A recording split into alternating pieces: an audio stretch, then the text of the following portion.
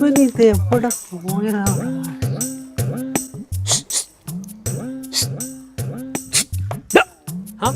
നീ എന്താണ് ഇവിടെ വന്ന് പാത്തിരിക്കുന്നത്? അതുകൊള്ളു. എന്തോ പരിപാടിയാടാ? ഞാൻ എവിടെല്ലാം നിന്നെ നോക്കി. എന്റെ വീട്ടിൽ ചെന്നപ്പോ നിന്റെ അമ്മ പറഞ്ഞു നീ രാവിലെ ഇവിടെ നിന്ന് ഇറങ്ങിപ്പോയതെന്ന്. എന്തു സംഭവം? എന്തുവാ? ഒന്നും പറയണ്ടാടാ.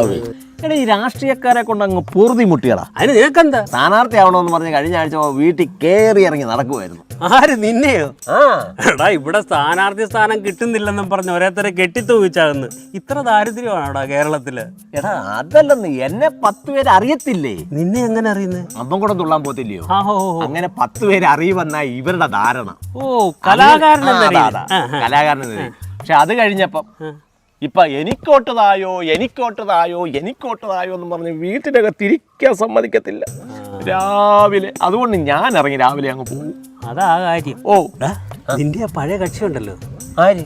എടാ, മഞ്ജു. അവളുള്ള പോസ്റ്റേലും മതിലേലും എല്ലാം ഉണ്ട് ഇപ്പൊ. എപ്പോഴായിരുന്നു എന്താ നമുക്ക് സംഭവിച്ചത്? എപ്പോഴും അവള് പോസ്റ്റലായി. എന്തോന്ന് അവള് പോസ്റ്റലായി? പോടാടുന്നു. എടാ, അവളെ ഇലക്ഷൻ നിൽക്കുന്നുണ്ടെന്ന്. ഓ, അതായിരുന്നു. വേണ്ട, മൊബൈലിലും ഉണ്ടല്ലോ. അടിപൊളി ഫോട്ടോ കേട്ടോ. ഇപ്പൊ അവക്ക് ഒരു കുഴപ്പമില്ല. കണ്ട നാട്ടുകാരുടെ മൊബൈലിൽ മൊത്തവും പഞ്ചായത്തിന്റെ മതിലേലും ബാത്റൂമിന്റെ പുറയിലും ഒക്കെ അവിടെ ഫോട്ടോ ഒട്ടിക്കുന്നതിന് യാതൊരു കുഴപ്പമില്ല. അതിന് നിനക്കെന്താടാ കുഴപ്പം? എന്താ കുഴപ്പമെന്നോ? എടാ, നിനക്കറിയാമല്ലോ, ഞാനും അവളോട് ഇഷ്ടത്തിലായിരുന്നുള്ളൂ. ഈ നാട്ടുകാർക്ക് മൊത്തം. എടാ, ഞാൻ അവളോട് ഒരു ഫോട്ടോ ചോദിച്ചു.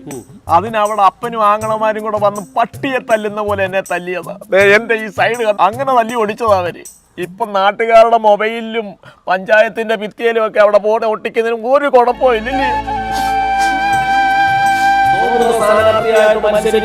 ശ്രീ മഞ്ജുവിനെ നിങ്ങളുടെ മനസാക്ഷിയുടെ അംഗീകാരം രേഖപ്പെടുത്തി വൻപിച്ച ഭൂരിപക്ഷത്തോടുകൂടി വിജയിപ്പിക്കണമേ, വിജയഹാരമണിയിക്കണമേ എന്ന് വിനീതമായി അഭ്യർത്ഥിക്കുകയാണ്, അപേക്ഷിക്കുകയാണ്.